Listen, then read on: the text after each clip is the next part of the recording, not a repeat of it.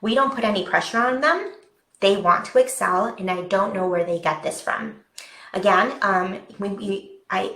it's sometimes we send subtle messages that we don't intentionally mean to send, and they're just getting it from the world. It's the environment we live in now, right? The community that they live in, the school that they go to, is going to have a huge influence on how they view success and what others expect of them.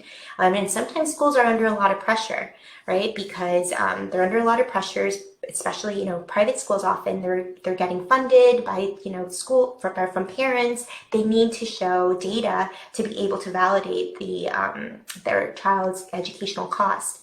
And so, schools sometimes can put this pressure on children. Friends can do it. And us, right? I'm faulty of this myself. We want to think about. So I often tell parents a good way for us to really reflect on the type of conversations we're having is to track the discussions that you have that revolve around performance, right? So in each discussion that you have, think about what was the point of that conversation? What's the message that I sent? What's the message that I intended to send? And what's the message that they received? And I love those three questions. I learned this from Impact Parents because sometimes the message that our children receive is not the message that we're intending to send.